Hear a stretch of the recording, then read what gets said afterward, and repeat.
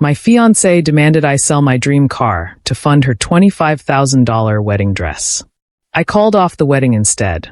I'm 30, and cars have been my thing since I was a kid.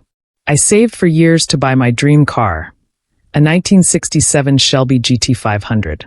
I worked long hours, picked up side gigs, and gave up a lot of luxuries to make it happen. When I finally bought it last year, I was over the moon. It wasn't just a car to me. It was proof that hard work and focus could get you where you wanted to be. My ex-fiancée, Kate, 29, never fully got it. At first, I chalked it up to us having different interests. She was more into fashion and luxury, and I figured opposites attract. We'd been together 3 years before I proposed, and it felt right at the time. But once we started planning the wedding, I started seeing a side of her that made me rethink everything. It started with her finding this ridiculously expensive wedding dress. She showed me a picture one evening saying, "This is it. This is the dress." I asked how much it cost, and she casually dropped $25,000. I thought she was kidding. 25 grand? For a dress you're going to wear once. She gave me this look like I'd just insulted her entire existence. It's a designer dress.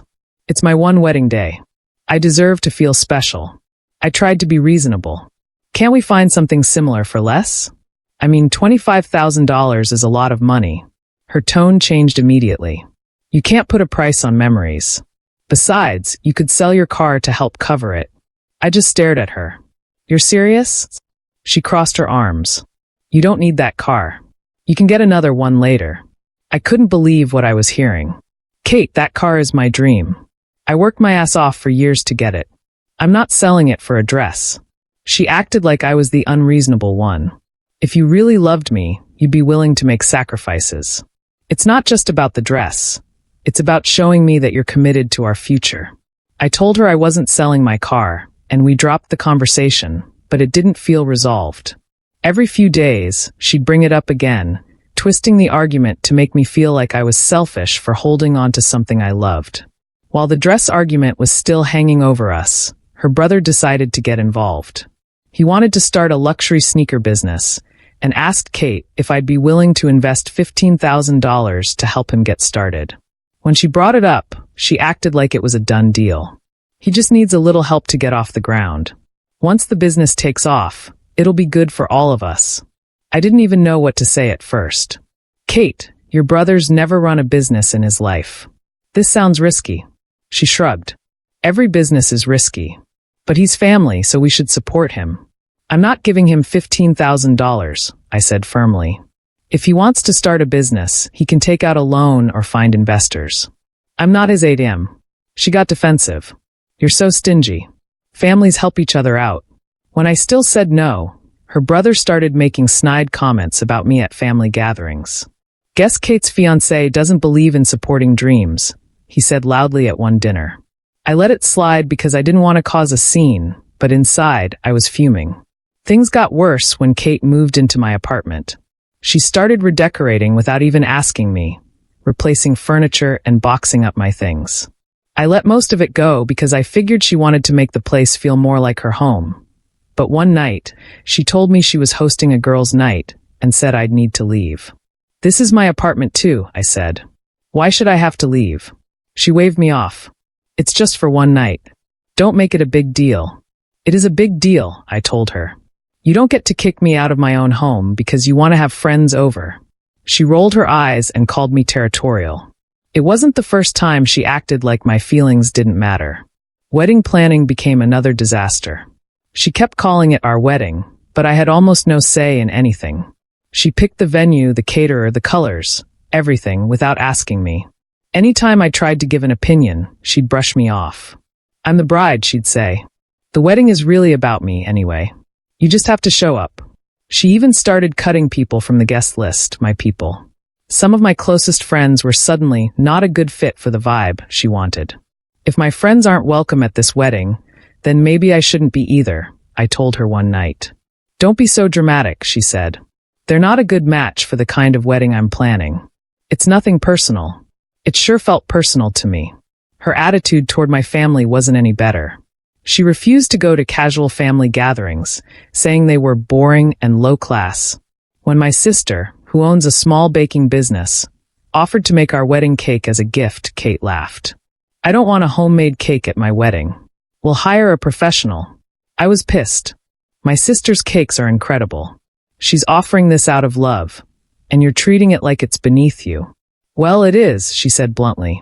Her entitlement wasn't just about the wedding. She hated that I spent so much time working on my car. It's my hobby, my way to unwind after a long day. One Saturday, she stormed into the garage and started ranting. You're always out here wasting time on this stupid car. You could be helping with the wedding or picking up extra shifts to cover the costs.